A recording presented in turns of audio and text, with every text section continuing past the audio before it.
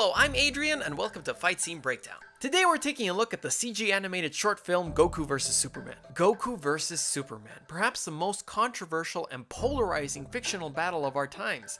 Dozens of videos have analyzed it, so many forums are dedicated to breaking it down, plenty of articles have been written claiming they have the definitive answer, and yet it's still a hotly contested and vehemently debated fight. In my brother's latest animation, Goku vs. Superman, he sought out to animate the most authentic and dynamic matchup between these two powerhouses, and this video is going to not only break down a couple of the techniques seen in the short, but also the theory behind the battle unfolding and why it turned out the way it did. If you haven't seen the short, please do so right now, as not only is it an excellent video, I wouldn't want to ruin the ending for you. Click on the description below or the card above to see the full video on my brother's YouTube channel, Spidey406. Okay, now that you've seen it, let's take a look at this battle for the ages. Although both Goku and Superman are ludicrously powerful individuals, what sets them apart is their training. Superman essentially learned what he needed to know about fighting as he went along. In the film Man of Steel, Zod humorously asks Superman, "Where did you train? On a farm?" And he's actually right on the money. Superman had no formal training. As discussed on my Superman vs. Zod fight scene breakdown, the only reason Superman even won that fight was because Zod was at a tremendous disadvantage. Not only was Zod fighting in an unfamiliar territory, he was barely grasping the scope of his powers. Superman had his entire life thus far to learn how to fly, use his heat vision, hone in his ability to hear, among many other things. So while Zod is learning in real time how to use his heat vision or even fly, Superman is busy trying to pummel him as much as possible. He lucks out by getting the drop on him and landing in a rear naked choke, but if Zod had been left alive for even a couple minutes longer, his superior military training would have surpassed Superman's blunt force in a matter of seconds. This holds true in the follow-up film Batman vs. Superman, where he is repeatedly attacked and eventually defeated by Doomsday. Even in the animated film, Doomsday beats Superman to a bloody pulp. Superman does land an epic space tackle, but the battle does exhaust Superman to the point of almost death, a sort of super coma.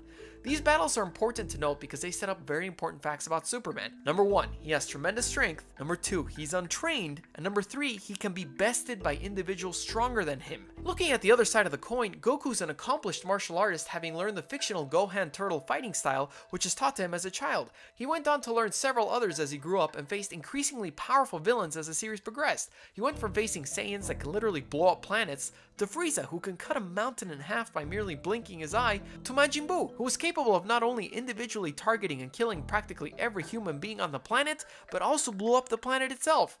And he was able to defeat these progressively stronger and stronger villains only through training. Several times Goku was beaten down to an inch of his life, but he kept on fighting, relying on an incredibly important Saiyan concept explained in the earlier episodes of the Dragon Ball Z saga. When a Saiyan is beaten down to an inch of his life, but gets an opportunity to recover, he comes back to an even stronger place than where he was before.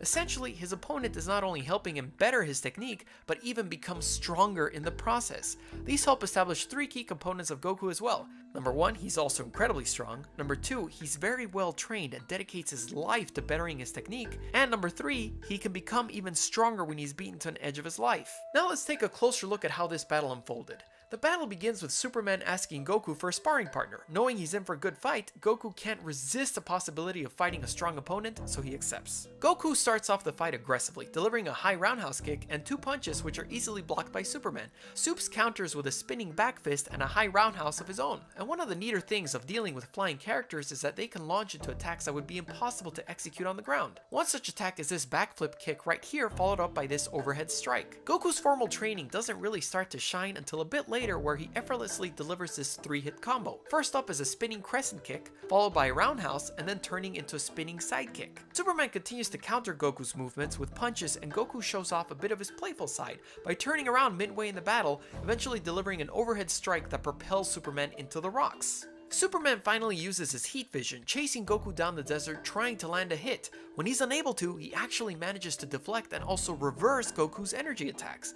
He continues his furious assault and doesn't let up, making Goku resort to one of his most powerful energy attacks, the Kamehameha. Superman instantly launches his own heat vision, leading to an epic clash where he clearly prevails, injuring Goku in the process.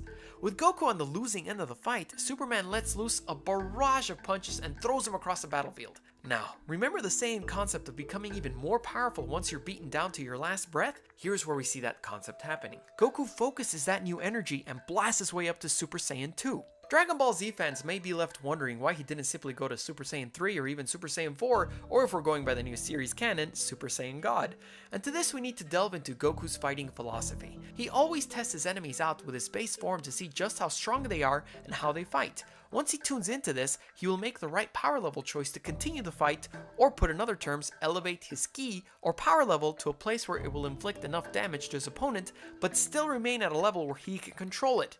If you think back to the series, Super Saiyan 3 is incredibly tricky. Although it is very powerful, it wastes an insane amount of ki to be in it, and 4 and above is reserved for enemies that are ludicrously powerful. Based on Soup's performance so far, Goku made the judgment call that 2 would be enough to continue the fight. And to the Superman fans who have seen videos where Goku, by going to his most powerful form, still isn't able to exceed Superman's power level, it's quite frankly a little preposterous. A handy quote that is frequently used in these videos is that Superman is as strong as he needs to be, which sounds like the laziest catch-all phrase of all time, as it's not based on the actual facts of the series. If this were true, Superman would have easily beaten Doomsday and Darkseid with little to no trouble. He could have just become stronger. But let's assume for a moment that Superman is, in fact, stronger than Goku. This does not necessarily mean he will win. Across battles in all sorts of stories, the strongest character does not always win. David beat Goliath in the Bible, Kratos beat Zeus in God of War 3, Batman has beaten Superman, and even Venom, who is much stronger than Spider-Man, is routinely outsmarted by Spider-Man and defeated. In this case, Goku is a much more skilled and tactical fighter than Superman, having fought with trained super-powered martial artists his entire life, not just powerful untrained behemoths like Doomsday or even Darkseid. But I'm getting a little sidetracked here, so let's return to the battle at hand. Goku, now at Super Saiyan 2, really doesn't need to be terribly offensive anymore. He mostly relies on dodging and blocking Superman's hits. Several of his hits which used to strike, such as his various punches or even his knee, simply don't work on Goku anymore. Goku's playful confidence even translates into him literally taking a breather in the middle of the fight and effortlessly dodging his overhead strike and deftly deflecting the heat vision he had to run away from before, leaving Superman absolutely stunned. He further attacks Superman by using his incredibly useful teleporting move, giving him an unprecedented control of the battlefield. Superman is launched right back to a pile of boulders and proceeds to do the same to Goku, and they meet up in the sky to go into their final confrontation.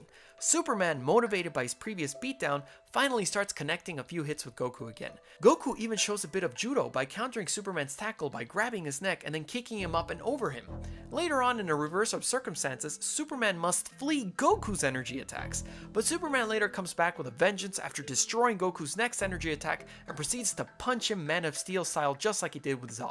However, this sudden burst of energy really leaves Superman tired, and Goku, sensing this, takes advantage of his momentary weakness to turn the odds in his favor by push-kicking him into a devastating teleportation combo, which begins with a clothesline, which, as a small aside, is actually delivered incredibly well. A clothesline in which you clock your opponent with your inside elbow joint is one in which you are asking to seriously injure yourself. You need to twist your forearm inward in order for this attack to be effective.